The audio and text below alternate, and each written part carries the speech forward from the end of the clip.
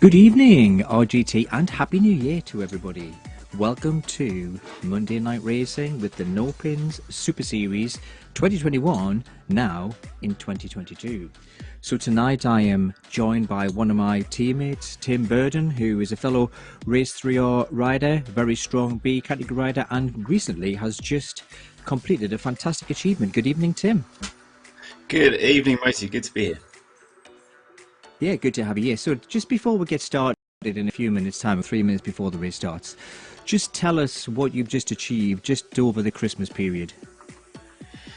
The big thing over Christmas was Boxing Day, and I took on the virtual Everesting challenge 8.5 times up to Zwift, over on Zwift, all in aid of MNDA, Motor Neurone Disease Association. That's fantastic. So if anybody hasn't done a V Everest, it's an extremely tough challenge. Very different to what the racers are going to experience today. So there's an awful lot of mental play going into V Everesting, as there is to extent to in racing, but it's all about pacing yourself. And I am fairly sure that with this course that we've got here tonight, there's going to be very little pacing tonight. So if we look at the league positions so far, we've seen things just gradually close up. So we have two leagues racing in conjunction with each other. We have a team series, but we also have an individual series, and each series is split into two categories. So we have a gold and platinum series, and we also have a silver bronze series, both in the individual and in the team. So the individual is an interesting affair, as I was just saying before to Tim, how even though some of the stronger riders may fare in a slightly different league to what we expect. So Gringo, for instance, who's won the last 3 races with some fantastic attacking, is currently racing in the silver bronze. Because he wasn't there for the first race, however, he is down in 4th place. The silver bronze category is being led by Mike Swart of Restart Racing, who were also challenging really well for the gold platinum team position. Second in that league is Vanna, third is Bill Bonner, followed by Gringo. And the platinum gold, we've got Falbala. Sorry to interrupt. So to help me, as someone who's a bit new to RGT racing, these categories, platinum, gold, silver, bronze, they're not the same as what I might be used to as A, B, C, D in Zwift, for example. No, I don't believe they are. To be fair, the categorization as RGTs is something that I'm still trying to do some research on. I'm fairly sure it's to do with experience and number of races in the belt and positioning. So I think it is a bit of a ranking league. But I'm not entirely sure. To be fair, I don't even quite know how the ABCT works in Zwift, to be fair, when it comes to racing, when it comes to ranking points. But I think it's very similar with the ranking. So in Platinum Gold, we have Rasmus Feldballer, who has been one of the most attacking racers that we've seen in the entire series, followed by David Blodgett and John Beams, who I believe is on our Zoom call tonight. So we'll be able to see images of John tonight, who always looks like he's suffering from the first minute to the last minute. So that would be interesting. Okay. In the team positions, we have Restart Racing leading in the gold platinum with Nopinz R3R Racing team, but they are closing them down. And I'm expecting the Nopinz team to put in some big attacks tonight.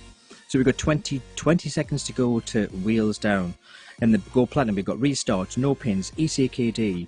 And the silver bronze, we've got ECKD, OTR Blue, and React E-Cycling team. So 10 seconds to go. Will we see an absolutely electric start like we've seen before? Tim, what do you think the start's going to look like today? Well, it's a downhill start, it's a downhill race, and off they go, straight out of the blocks. It looks quick to me. We're up already at 57, 58, up to 60, into the 60s, heading towards 70 kph. This is a quick start. We've got Feldballer out of Denmark. Big watts straight away. Beams following close on his wheel, followed by the pack. But there was Tim Cook. Tim Cook, in the last 2 races, has gone out of the gates like an absolute bullet. Feldballer, who, as we were saying, is one of the most attacking riders that we've seen in this series, has actually matched him and he's been ahead of him, and that's unusual. But we can see this pack. I believe there's 116 riders in the pack tonight, absolutely thundering down this hill before the race starts to flatten out. So I'll just take you through a little bit of the course while all of this pack starts to get themselves together. So today, it's a really unusual race. So the net actual ascendancy is actually a negative value. This is, in all intents and purposes, a downhill race. So it's a 36.63 kilometers. And we have about 30 or 40 meters downhill from start to finish. It doesn't quite be as simple as that though. So we start in South Moln at an altitude of 147 meters, but we descend 110 meters over the course of the whole parkour. We finish up just outside Bishop's Taunton, and we can see the interactive map there, just on the way into Barnstable. After a drop of over 80 metres in the first 4 kilometres, the rain kind of settles a little bit to a more flat, rolling terrain with a few small kickers en route. The most significant one is around about 20 kilometres where we brush past the River Tor and skirt the forest, and I'm expecting one of the big attacks to happen there. Following this, the road meanders through the countryside on rolling terrain that will suit the sprinters, and I suspect we will have a big pack thundering again until we hit the little kickers just before we get to the end.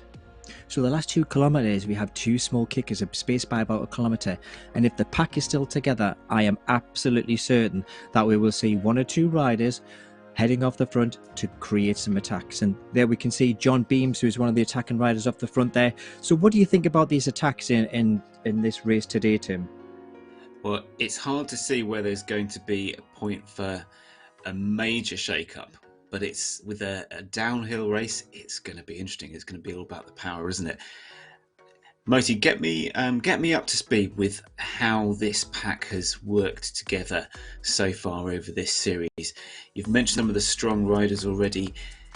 Are we likely to see a big bunch of riders together at the sprint, or are we expecting to see a breakaway? Well, it's really interesting so far. So we have 3 real quite big attacking teams. So Nopinz R3R team, and 2 weeks ago they put in concerted, repeated attacks throughout the whole of the race, and that was a relatively flat race as well. Gradually broke the pack up. In the first few races though, we saw the Danish team, who've got a really strong and very big contingent, ECKD, putting in attack after attack, and we can see the ECKD guys now. Gottlieb there on the front, joined by, it looks like Horgard as well, joined by Fellballer, so that the ACKD guys putting in a big attack.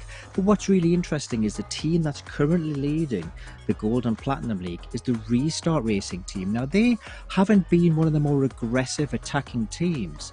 Mike Swartz, the kind of the lead rider there, they've been kind of sitting in there being pretty kind of just doing the homework, sitting on the wheel and not really putting in any huge attacks. But I'd be really surprised if they don't hang on into the front group today. Again, as someone who's new to RGT racing, I've done a lot of racing on Zwift. How's the experience different from a racer's point of view? Well, certainly from an RGT perspective, one of the great advantages about RGT is that they've got the mechanics absolutely the spot on. The dynamics of the rider is great. What we see in RGT is something that we don't see in Zwift, is that breakaways do actually stay breaking away. And even if we get 3 or 4 riders breaking away, it's very common that we'll see these break away and hold a gap for a long time, meaning the pack has to work together to close that down. And we saw that last week. We had a breakaway of 3 riders. We had Zach Harner, Gringo, and then the week 1 Willer, Jamrazik, breaking away from the pack, and they absolutely flew away from them. Zach Harner was unfortunate to have a Wi-Fi dropout, and he eventually dropped out, leaving it head-to-head for Gringo and Jamrazik to fight it out. So they stayed away from a pack that was chasing, and that was a relatively flattish rolling course, a few little kickers. So as you can see, the ECKDs guys will put in a little bit of air to the chasing pack. So this is where the dynamics of RGT really does play on. But on the flip side of that, if you're hanging out the back of this pack, it is so easy to get dropped. They don't have any of that sticky draft that we see before, and I think this is why it attracts such a good dynamic pack of racers, because the dynamics are very true to life. So we're seeing the Danish riders of ECKD there dominating the front of the race at the moment. Is that something we're likely to see more of? Are we likely to see teams working together to support one another to try and make a breakaway? Yeah, definitely, Tim. And I think that's one of the things that we've really seen on RGT that we don't see quite so much on Swift for sure, is we do see these very, very strong team tactics coming through. ECKD were extremely dominant the first three races of the series. Nopinz, when Gringo came back in, I think he came back in and started cracking the whip and making all of their guys working. And what I was expecting to see was the Nopinz guys to really take it to the restart racing guys who were just ahead of them in the league. But it looks like ECKD, who are currently sitting third in the league, probably not going to be playing for second place, actually taking it to the whole of the pack. And this is to try, I'm fairly sure, to create their dominance in the Silver Bronze League, which they lead from the OTR team. They want it today, you can tell, can't you? They're really putting in the efforts at the front of the pack. Will the gamble pay off? I suppose that's the question. The rest of the chasers will be benefiting, I suppose, from being able to just sit in as we hit 5.6k in, 30k to go, and we've still got a decent amount of riders. Looks like we've shelled some off the back, but as Beams takes the front. Yeah, John Beams, one of the pedallers. The pedallers have got a relatively small team, but they put a great showing in. John Beams is being one of the kind of very star riders of the pedallers team, to be fair. He's done a lot of work, and a couple of weeks ago, I had a little bit of pop at John because he hadn't really been putting a lot of effort into one race, and he definitely turned up last week and put some effort in. The ECKD guys, last week, they were very, very quiet. They only had Fellballer, who was really showing last week, and it may well be that this week they're doing exactly the same, proving the commentator wrong. As Gleason takes the front of the race for Nopinz, the rest of the pack just tucking in behind him. And we're down. We're down in Devon, aren't we?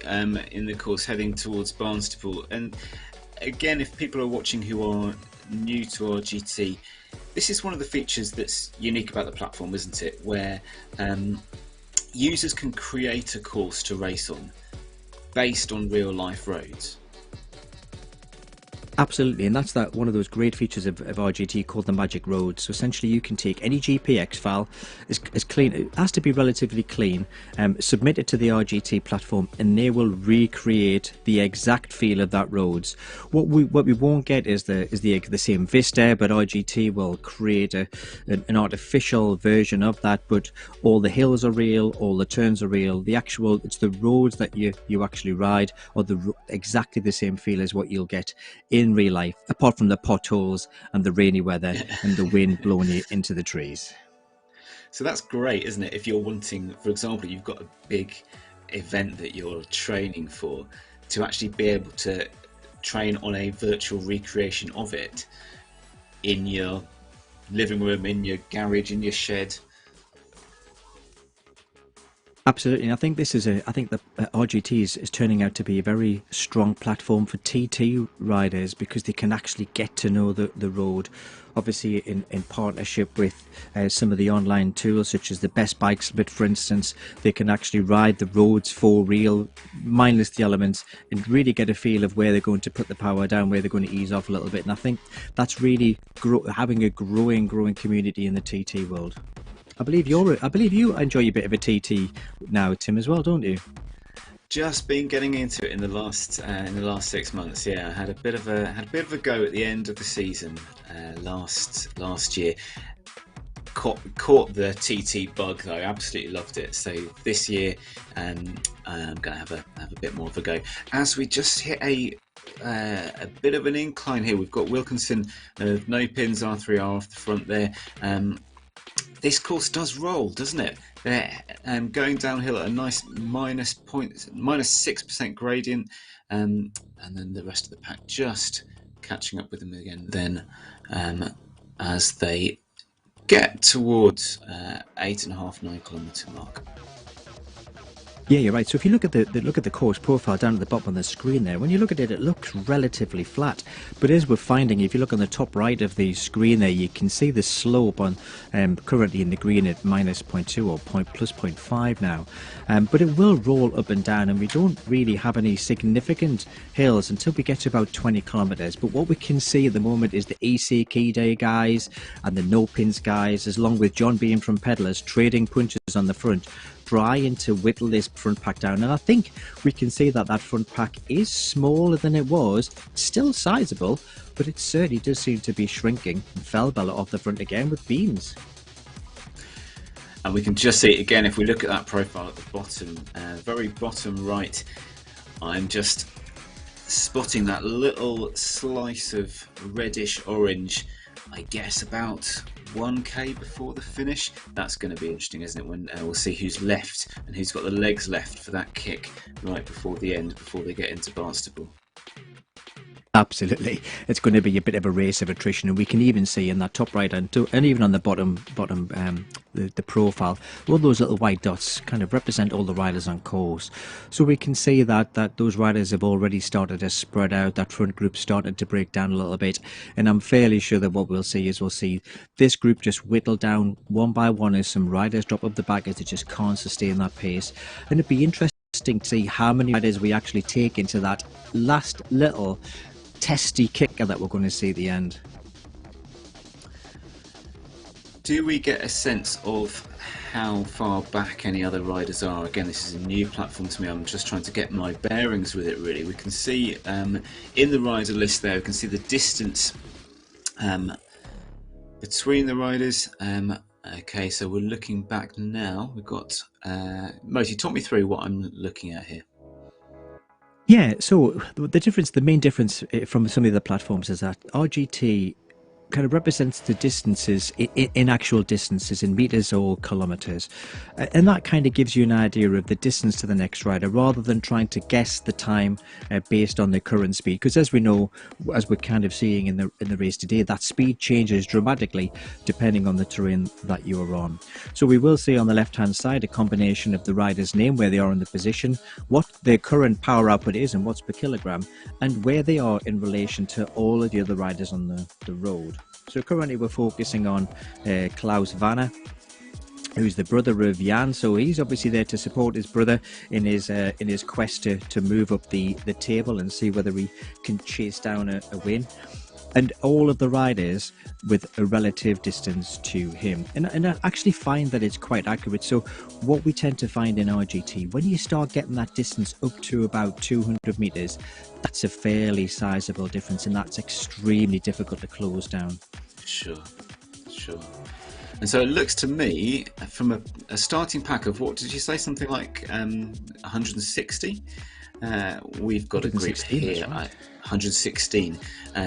It looks like we've got no more than 30 or 40 in this front pack, so it has thinned down quite significantly. And we've got a fair mixture of teams. Yeah, we have a fair mixture, well represented. Yeah, it looks like if we're looking at the jerseys, and it's nice to see all these jerseys in, so we can see mainly the Nopinz guys are in there, some of the Race 3R guys are in there. There's a good few restart. The restart are in the green, and the pedalers are in the yellow. The Nopinz in that beautifully psychedelic blue, purple and pink. But as we can see yet again, ECKD whacking it off the front.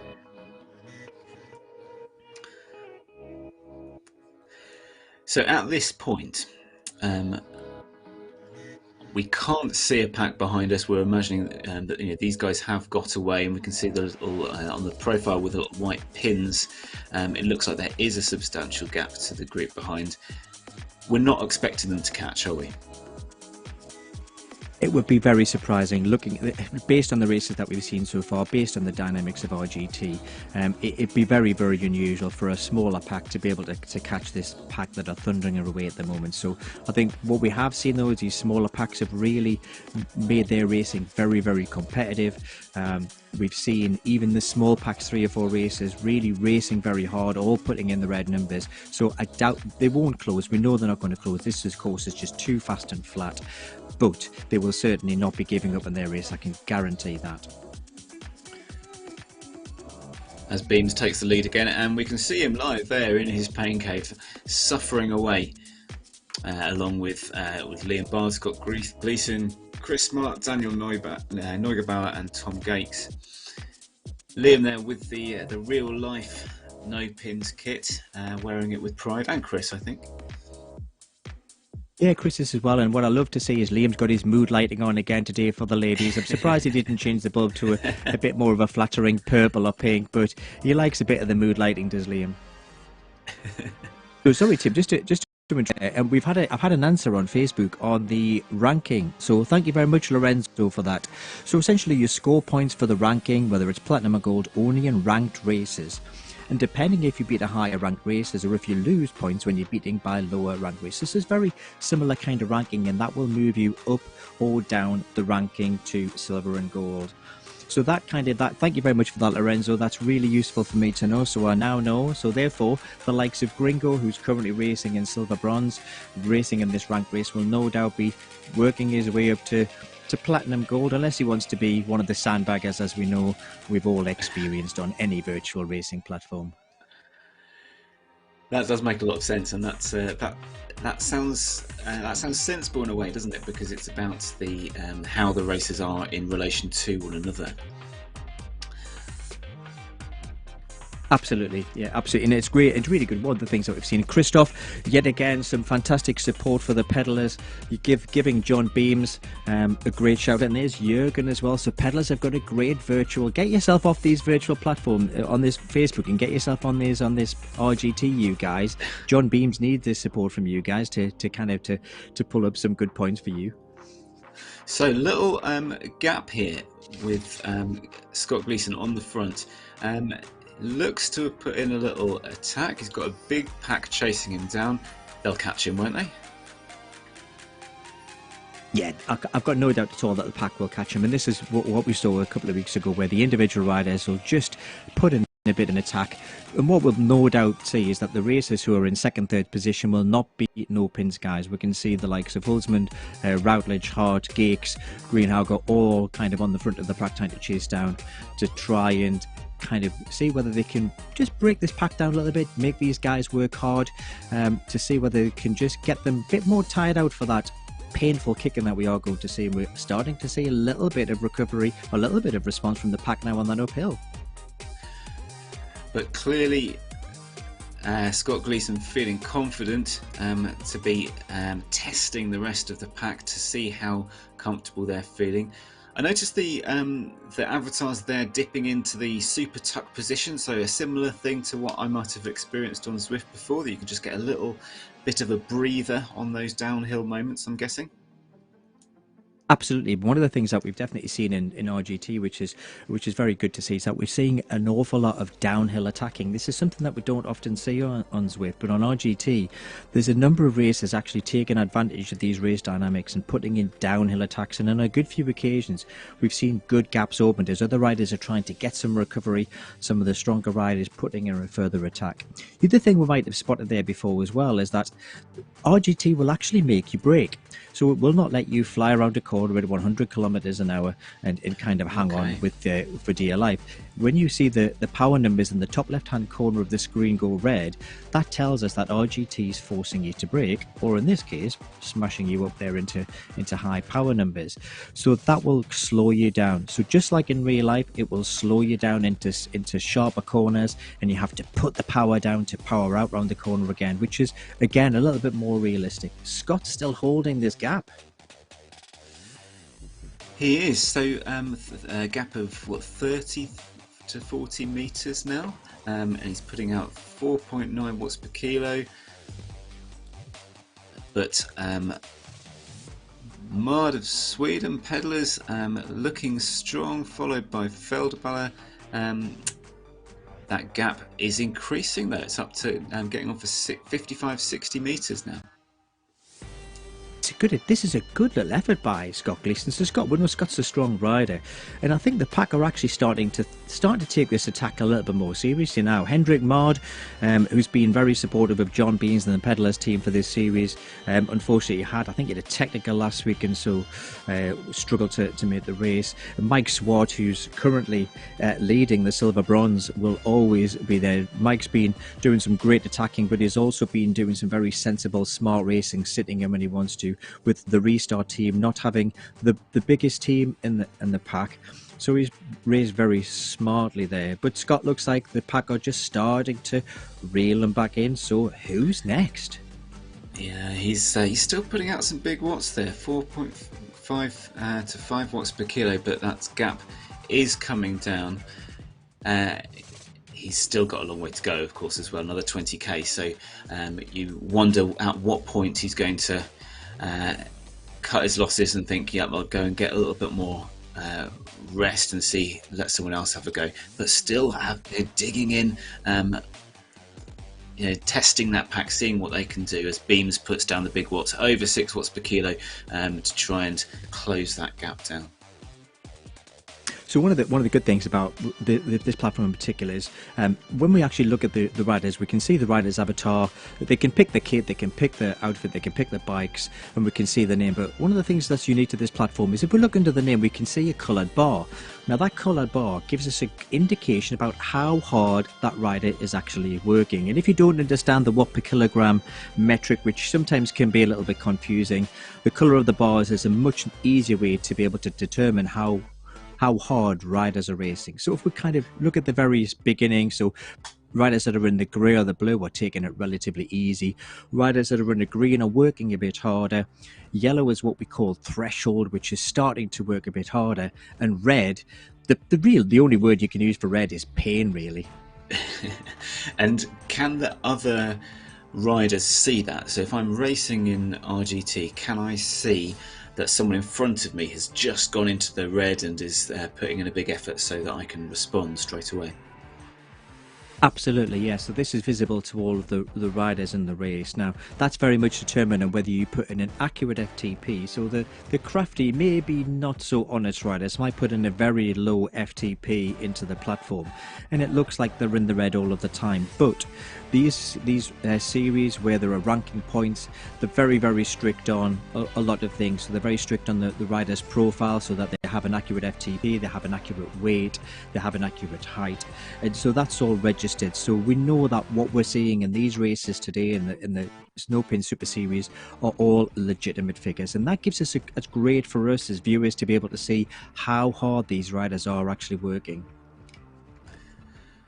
And we're just about hitting the halfway point, 18k to go, and we can see that the front of the race is shuffled around a little bit.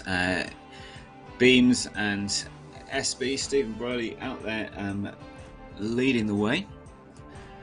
Pack's just getting a little bit fragmented there, but I think they're going to come back together again. Is indeed. It'd be interesting as Briley does like an attack. He's in a very attacking. John Beams has done a fair bit attacking on his own already, so it'll be interesting to see whether John can sustain this level of effort all the way to the end of the race, given the fact that we're only halfway and he doesn't have a huge team behind him to support him in these attacks, unlike the likes of Nopinz, ECKD and Restart have got a few more numbers in there today than they have done in previous episodes. So I'm seeing a lot of, let's talk about bikes. I see a lot of canyons, I believe. If we've got, does the bike choice make a big difference?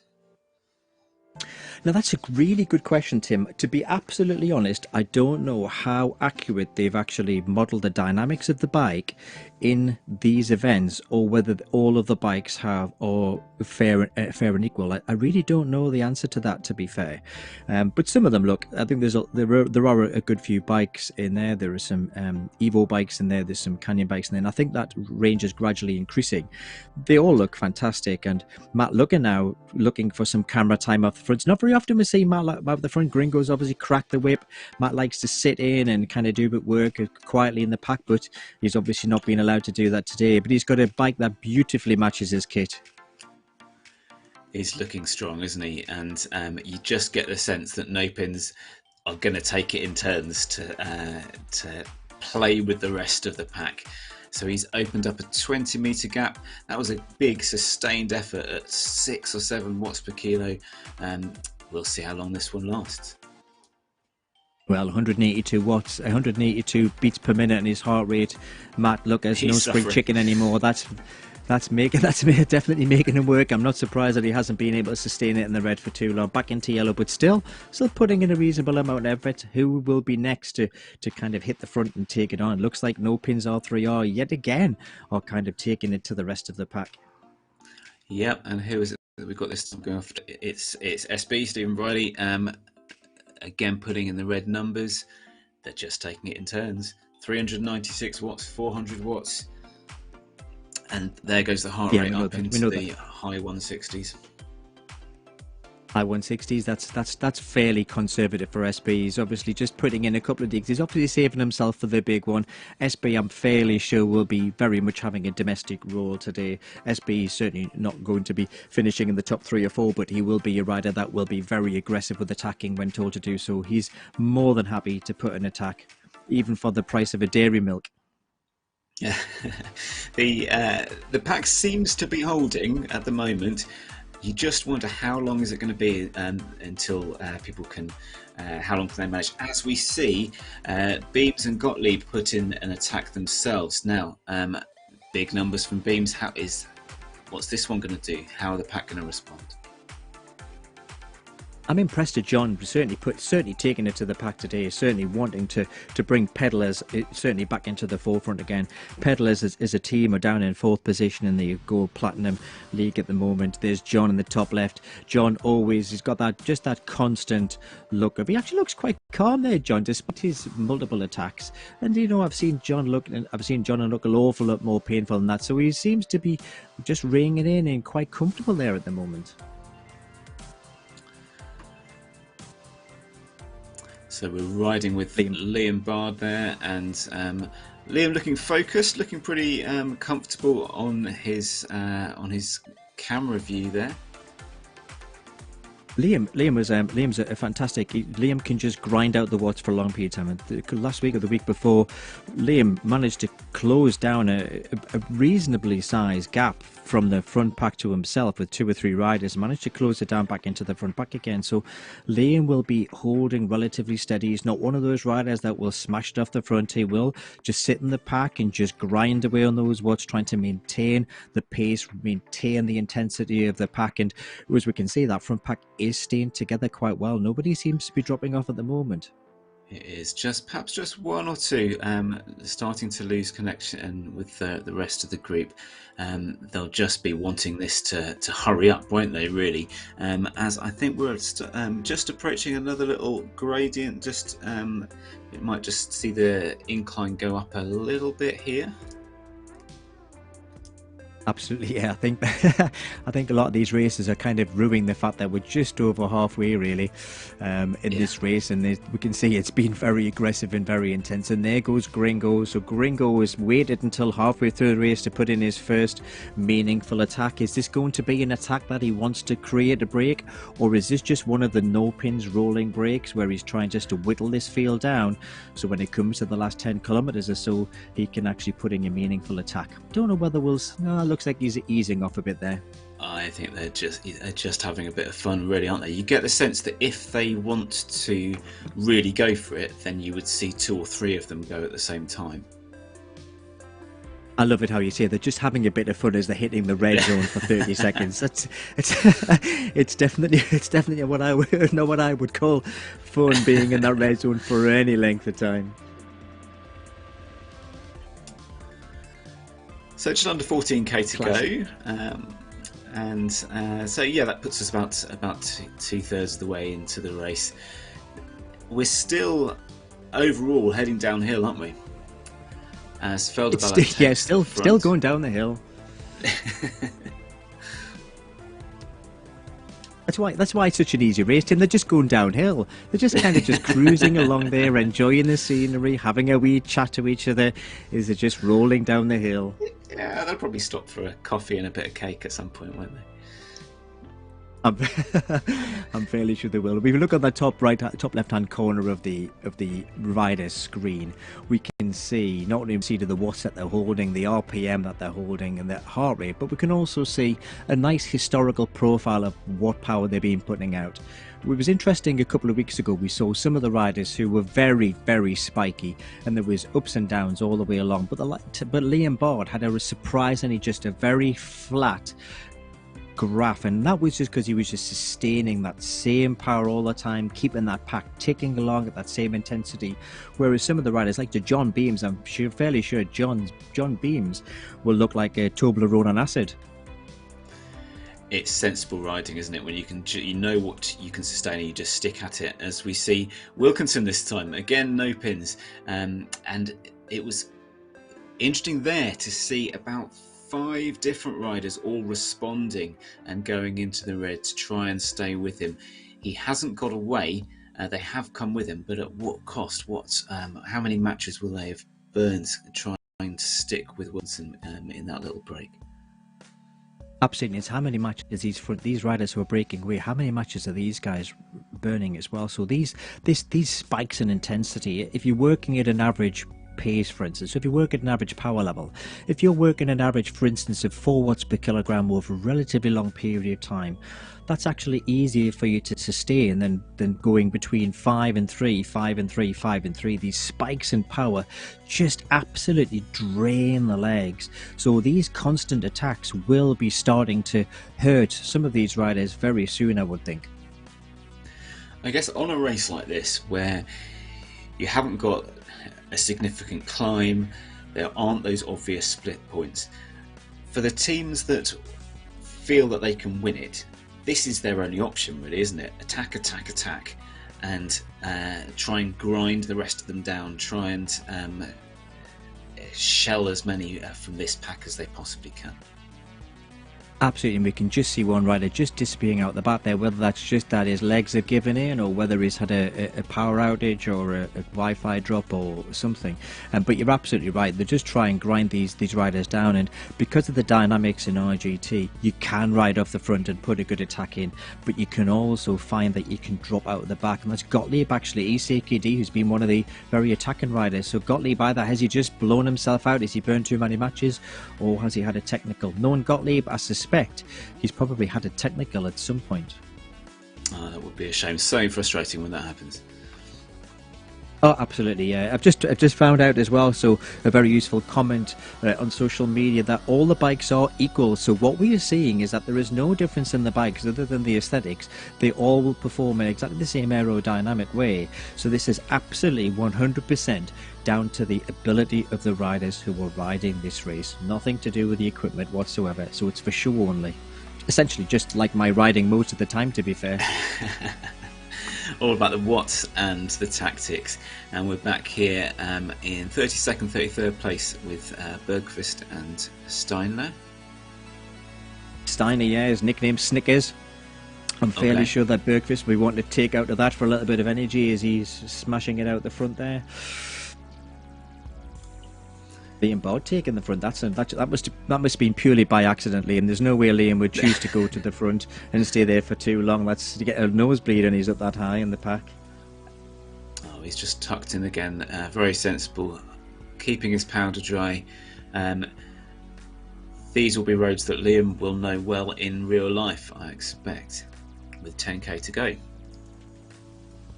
Absolutely, and I think this is certainly some of the advantage of some of the Nopinz guys who are based down in the south west, and this is where the Nopinz business actually is. So Nopinz are, as you may know, are a manufacturer of high profile racing equipment, and what we could see Scott Gleason, Liam and Gringo Wall racing in their Sub-Zero kit, which is kits that's specifically designed for indoor riding with little pockets for ice packs. I don't know whether I would tolerate that or not. I'm terrible in the cold. I wear gloves when I'm on the trainer sometimes. It's maybe it's one of these things where you have to try it and then you're converted. Yeah, Nopinz fantastic. I've sent my skin suit away to Nopinz a week or so ago to get one of their special number pockets inserted into it. They're a brilliant company. As SB goes off the front, again, just playing with the pack. It looks like they're still responding though, and we can see again good range of teams still holding their own in this group of, what would you say, about 25? It's hard. It's always hard. It's always hard to tell ahead. It's like trying to count cats, isn't it? It's like trying to count kittens. It's almost impossible on these platforms trying to count the riders. But we can certainly see that there are some gaps starting to appear. So when we're seeing these little attacks coming in, the pack's not responding as one complete cohesive unit anymore. There are little gaps that are starting to appear, and I wonder whether the elastic is going to snap eventually. Yeah, and it looks to me from the rider list on the left hand side, you correct me if I'm wrong, but it looks to me like we go down to number 30 before we get a big gap of about 300 meters, 450 meters actually. So I can see that, yeah, the back of the pack looks like around about 30th place. So if I ever need to count some kittens, I know who to come to, because you got that number spot on, Tim. I'm available for all your kitten counting needs, absolutely. Mike Swart hitting the front, so it's great to see Mike. Mike's actually currently leading the silver bronze category. Great to see him taking it to the rest of the field.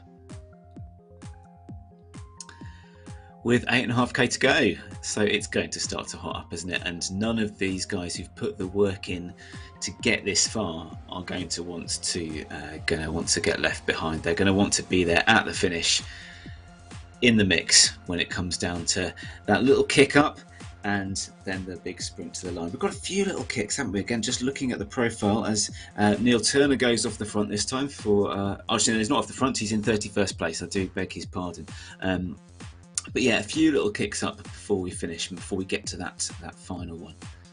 Riding with Tim Cook there at the back of the front pack, 30th position. That's a great ride by Tim. Tim's currently the captain of the R3R team, and as I say, Tim's been smashing it off the front like an absolute bullet. So Tim holding the front group in this race is actually a great achievement by Tim. Obviously getting some very well deserved points from the Race 3R team. I haven't seen Jan Vanner in the field today though, which is a shame, because Jan was currently holding second place from Mike Swart. So whether Jan hasn't been able to make it, then he sent his brother along instead to represent the family, or whether Jan's dropped down in the field. I haven't seen him tonight though, so it'd be a shame if he hasn't been able to challenge Mike for the champion. It looks to me from the rider list like he is there actually, and he's there in the front of the pack. That both of the Vanner brothers are there in this front group. Both of the Wenger boys are both there. That's good to see. Get them on the Wenger bus, get the party going, get the disco lights going. Let's get this last 7.3 kilometers party going. What are you expecting to see, Tim? What do you think we're going to see? Do you think we're going to see this pack start just to ease off a little bit, try and save some of the matches for those last couple of kickers? Or do you think that we'll see somebody just try a cheeky little attack between... Oh, speak of the devil, there goes Pedersen. There he goes. From the look of the profile, and of course this isn't a course that I've raced on, it would be very ambitious to try and get away. I think they're going to keep it until that final kick, just about 1k to go. But who knows? It's been exciting stuff so far. It's again, for someone who is new to watching RGT racing, this is really top quality stuff. It certainly hasn't been a drudgery of a flat race. We've seen these attacks, and there's Jan in there in the front group, kind of holding on to his brother's coattails. Good to see Jan in there. Jan needs to really try and take it to Mike Swart to try and break him as well. So be interesting to see what happens. They've got these little inter-race races as well. So you've got these two leagues that are all racing together. So not only are they racing the guy who's riding next, and they're also racing against some of the guys in the same league as them and other leagues as well. So there's more than one layer of tactics going on in this pack. Have you got a tip for the finish? Who's your money on? Well, based on recent performances, I do strongly suspect that we will see Gringo hit that very first. So we've got this double kicker before the finish, about a kilometre apart. So I expect from about 2 kilometres out or so, we'll see Gringo put in a really concerted attack on that first kicker, see whether we can break things down a little bit, then attack again in the second kicker. That's my prediction. Be interesting to see what you guys on social media think as well. Certainly, it looks like Nopinz and the Danish team have been the most aggressive so far, and I mean, it'd be great to see a big sprint out between them at the end.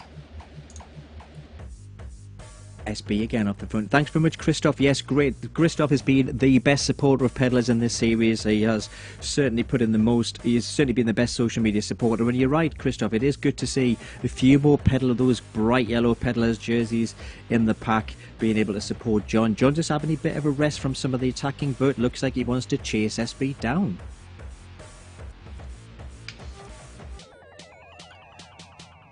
So there we got the helicopter shot, SB out the front there, with something like a 25-metre gap to Olsen.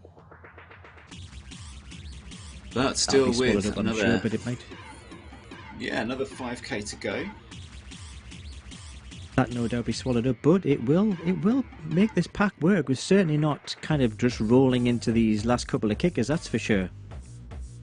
Great to see SB up in that front group again still.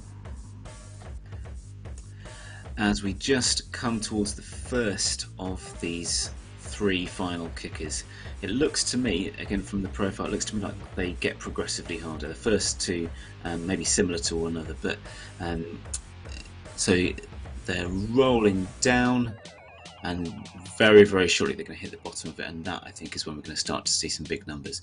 You can see they're conserving a little bit of energy down in the sort of 2 to 3 watts per kilo. That's going to all go red as Yanko goes to the front with a big dig just there. It's good. This is good course planning, isn't it? Really. So give them a bit of a nice downhill start, get them nice and comfortable on the flat, then blammo. We've got 4 kilometers to go, and you kicker, then relax, kicker, then relax, and then uphill finish. It's kind of just what you want for a bit of exciting racing in these last 4 kilometers. We look at that. Daniel looks as if he's really suffering now. John even looks. Liam Bard's off the pedals, Gringo's off the pedals, Gleason's off the pedals, Tom Giggs as well. So they're all starting to work hard at this first little kicker. And we can see the watts are starting to increase there. So they just got over it. I think they have. They've just crested that little kicker. It looks like they've survived as a pack. Gringo off the front, I think. Like goes off the front, yeah, absolutely. So everyone's off the like. This is the racing is really going to start to pick up now. This is where the race will actually really properly start. All of that last 32.96 kilometers just a prelude. This is where it all begins, guys. So is Gringo going to put this attack in now?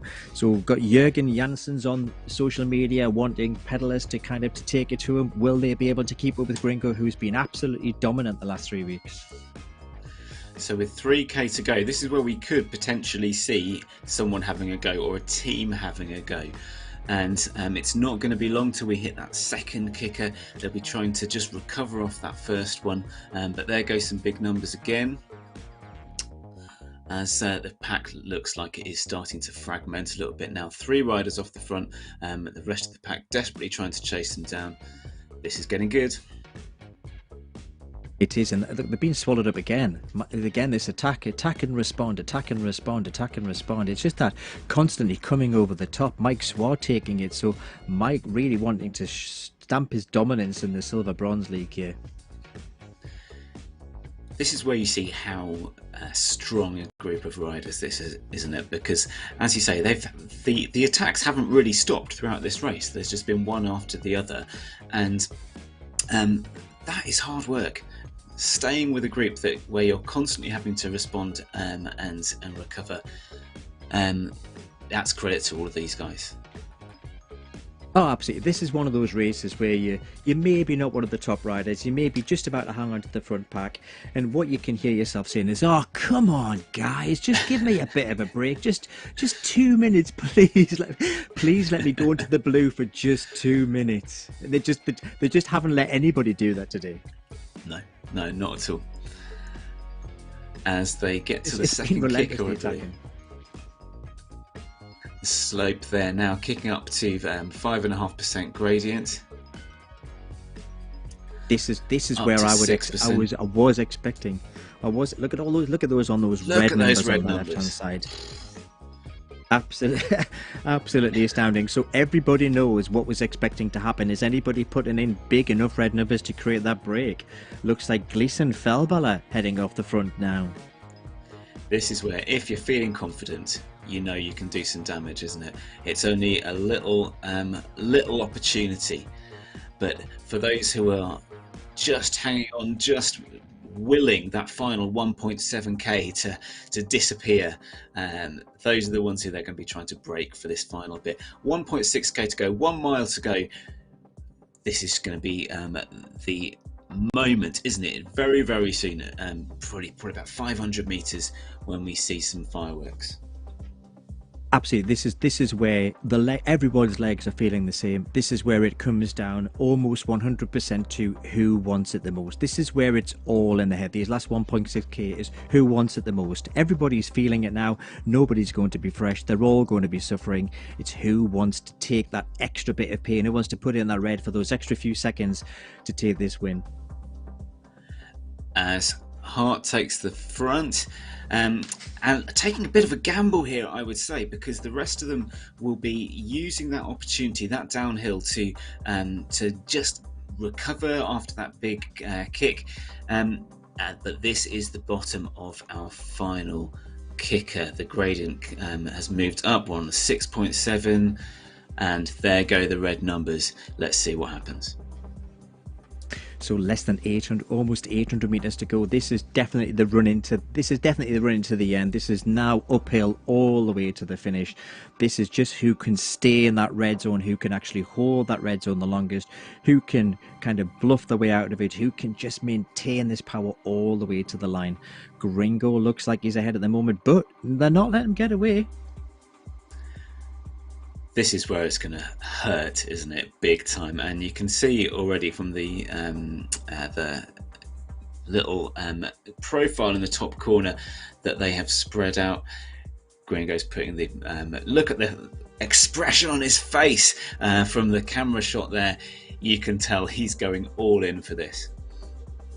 Oh, Gringo's actually, that's the most I've seen Gringo suffer so far. So he knows that he's got a race on his hands. There goes Yanko taking it to him with less than 150 meters to go.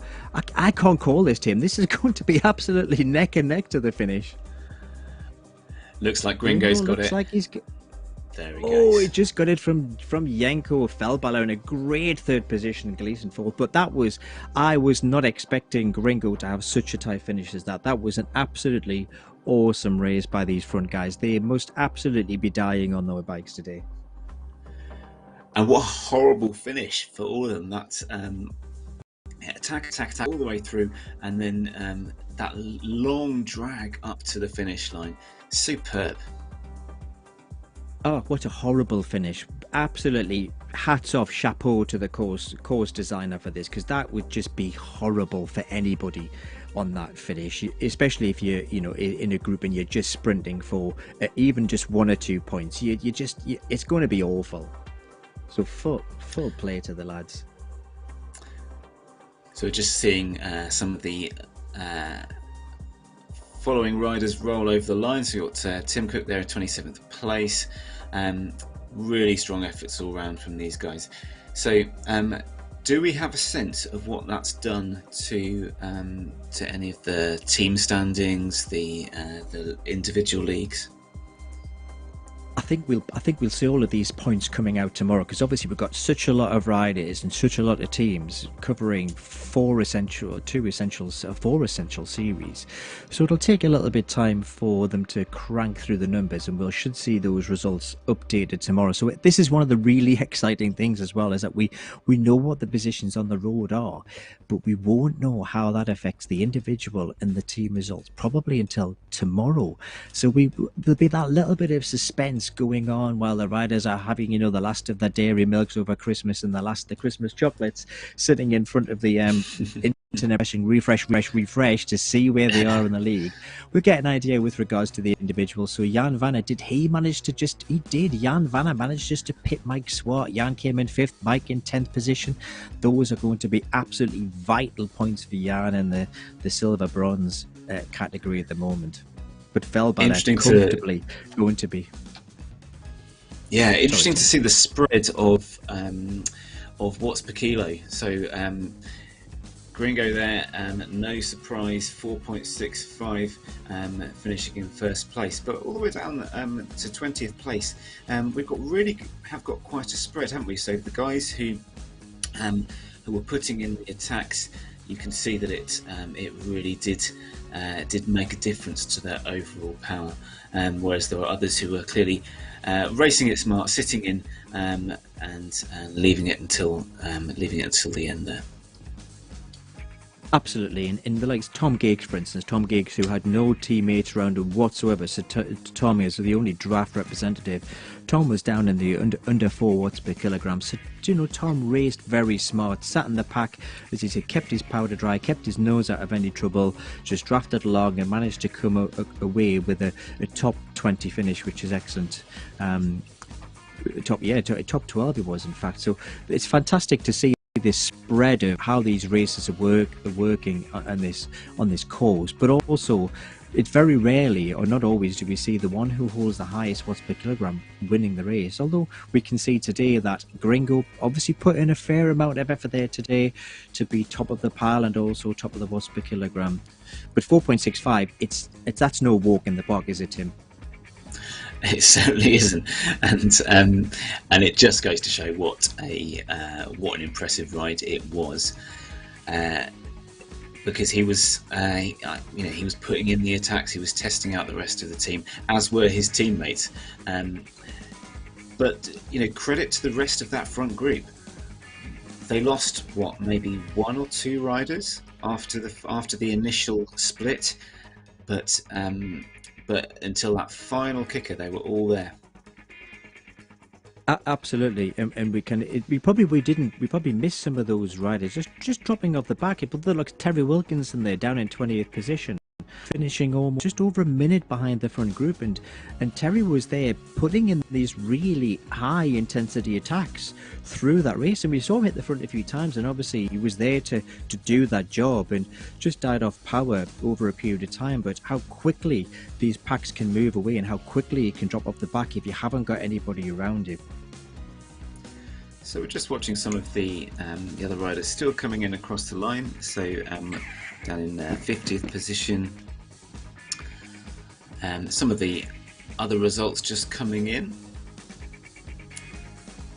Fantastic event, this one, and again for me, first time watching RGT race. Really good to get the sense of the different dynamics to what I've seen before. Yeah, and I think that's one of the beauties I love about the RGT platform, is just that the racing is very, very exciting. It's very, very dynamic.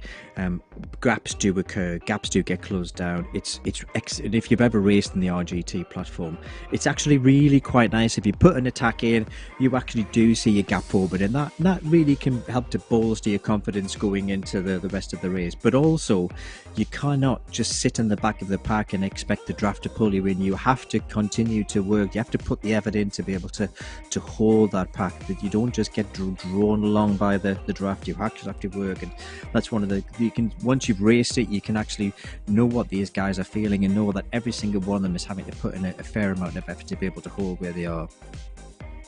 So that was race 5. What can we expect next week? It was indeed.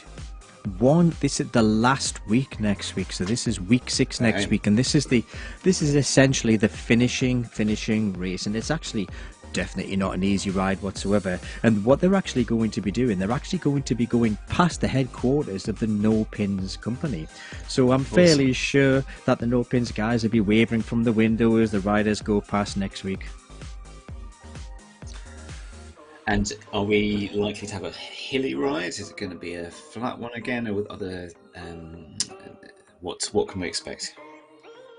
Well, next week we've got 509 meters of ascendancy next week, and here we can see the course profile today. So this is yet another point-to-point race, and it's actually got a little bit more elevation and descent in it. So rather than it being a rolling course, we have really quite an early climb and a couple little peaks, and then we have a really long strong descent before hitting another kicker and another couple of kickers, and then we actually have an exceptionally fast downhill finish all the way through Barnstable towards Bickington. So we'll expect to see I would expect most of the attack to happen in maybe the first third of the race. Then we'll have a bit of a breather. Then just before we get to the end of the race, there'll be that kicker where we'll see them attacking again, and it'll be a downhill sprint into Barnstable for the ice creams and the waffles. Superb, lovely part of the country. I've been there before, but I've never ridden there, and it always takes me by surprise how hilly it actually is. I know that Liam, who's based in that area of the country, does tell me how hilly it is, but I don't know why, I always expect it to be quite flat, but apparently it's a very hilly area and good for climbing. I believe it is. I think people always tend to say that people that do Land's End John O'Groats are always unpleasantly surprised by the first couple of days going through Cornwall and Devon, dealing with the hilly terrain. I know you're going either end. You always, going into Scotland, it's not going to be flat. Going down into Devon's not going to be flat. So either end of the ride is always going to be unpleasant, by the sounds of things. So we can see these riders coming in little dribs and drabs, ones and twos. Now we can see the big groups of all kind of more or less finished, but all of these riders will be trying to get as many points as they possibly can for their team to bolster their team position in the league. Yeah, and give me a sense of how much racing we're seeing on RGT these days, because it's something that I think I need to give a second look. Certainly RGT is very much growing in popularity as very much as a racing platform, and I think this is very much testament to the fact that we've got superb dynamics. Racers love racing in RGT because it just feels real. It just feels more realistic. You can make these breaks, you have to work hard, you can create these magic roads as well. So it's certainly growing in popularity with the racing community. The results seem to be, what we see on the screen is actually what we see in the results as well. So we don't see some of those odd scenarios where you look like you finished across the line first, but in fact you came third, and that's very testament to the dynamics of the timing within RGT. So it's certainly growing in popularity with the racing community, and we're seeing, as you can see today, 116 races in the starting pen today, which isn't bad in any racing circumstances. Right. But I think we're definitely going to see more, and I fully intend to do a little bit more RGT racing over the next few months. So this was a scratch race today. Have we got other formats going on RGT as well? Yeah, so RGT is one of the few platforms that has a very big, diverse array of what races are available. They even have a kind of an automated elimination race as well, where you can actually run an elimination race and be automatically eliminated, which is a fantastic racing format. So that variety in racing formats just adds to that appeal, where you're not doing the same race again or variation of the same race. There are different formats that you can adhere to. So certainly that's a growing community, and the RGT team are very, very responsive to the community with their suggestions, and we can see that recently with the addition of the handbike into the RGT equipment library, which is fantastic to see. Yeah, that is awesome, isn't it? And it's the advent of that sort of thing into to virtual racing just adding an extra dynamic and really entertaining as well. Absolutely, and I think with the with all the bikes being equal as well. So some of the guys that you've obviously got friends, and with the MND, I'm fairly sure that you may have met some people or know some people who are having to use alternative ways of getting the training in. Handbikes certainly one of the ways that certainly we see within my profession of physio, where it's a very big way of people actually getting around and training. So it's great to see that that's actually accurately represented in an electronic platform, which it hasn't been as yet. Yeah, absolutely. Well, I'm loving it. I think you may have converted me to RGT racing. Great. Well, that's good to see. So there's the final results today. Gringo taking fourth win on the bounce. Will he be able to make it 5 gold rings next week and take the win next week for the final event? Oh, there's Hurst blowing a kiss to the crowd as he crosses the line. Showman indeed. With Yanko in second place. Velbala yet again showing his dominance, and Velbala put a good few attacks in Scott Gleason there. Jan Vanner, will we be interested to see tomorrow when these results come out whether Jan's close that gap up to Mike Swart, who was in 10th place. John Beams very attacking again today in 11th place. So that's it for today. That is it. So we've seen all of the races crossing the road. We're down with Barber in 109th position, but the full front 90 have crossed the line. That is week 6, or week 6 is coming up. Week 5 is wrapped. Tim, have you got anything that you'd like to say before we finish off today's broadcast? Just thank you very much for inviting me to join you, and yeah, hats off to these guys for what was a tough and competitive race. Really doing their teams proud. Great stuff. Yeah, thanks for joining me, Tim. Well, thank you very much for joining me tonight, folks.